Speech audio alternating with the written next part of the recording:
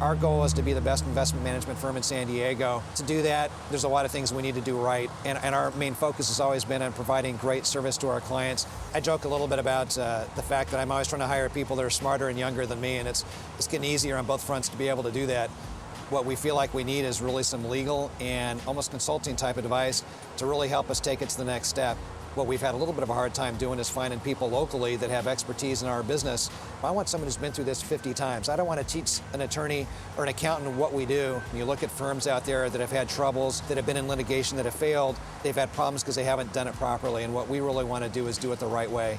This is probably the biggest change we've made in 12 years of running this business. We've run it, I think, successfully to this point. This is a major change. Our goal is to do it the right way the first time and get the right people in to help us.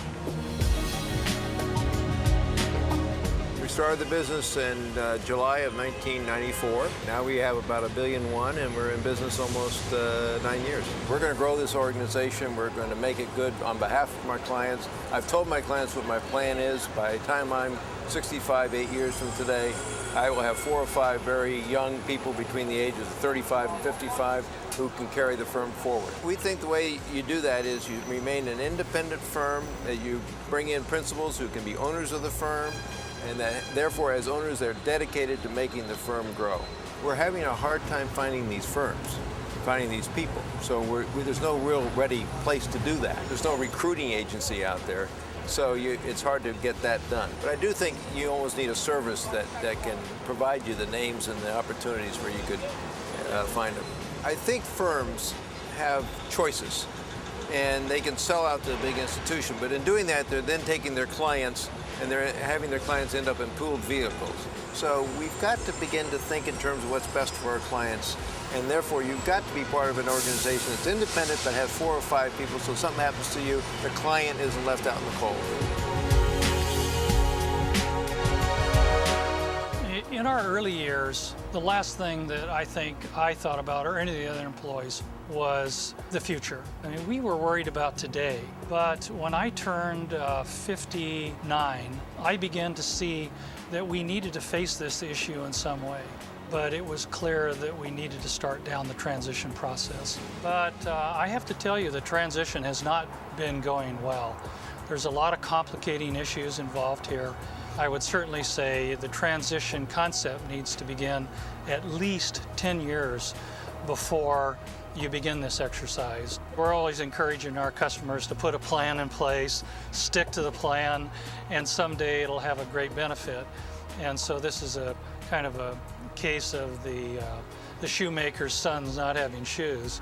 I think everyone in our business would prefer is to transition the ownership or the stock to the existing group of employees, and certainly the key employees. This is the most difficult transition because generally these employees don't have enough money. So outside financing actually is a good idea.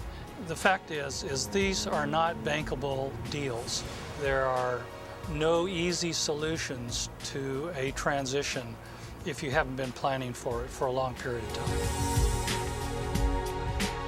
I started in my basement on a ping pong table, actually. Brad Bickham was one of my first clients. I had become a partner with Mike. It was originally Sargent & Company. We changed the name to Sargent Bickham & Associates. The way I looked at it was you don't start planning retirement, even your own, like you did in college when you crammed for exams. But I always felt if you could sell to your own people and you were satisfied with the price you got and you were happy, it would be a much smoother sale. I can remember talking with one of our clients and them saying, you know, it wasn't like there was any change at all. If you identify somebody with that number one has your value system, deals well with clients, do everything you can do to retain that person in your organization. We didn't have any roadmaps to follow, and there wasn't any one place that had specific information around independent investment management firms. The clients got me where I am, and I want to be always able to look them in the eye and say, you are in good hands. Because of what I've learned from buying the business from Mike, I've started thinking about how I'm going to transition the business when I'm ready to go. It was a win for us, a win for our clients, and a win for the group of employees who purchased the business.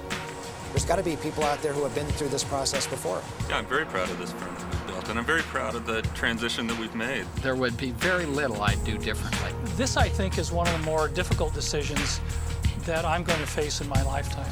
If you asked us what we think about day in and day out, we think about what's best for our clients.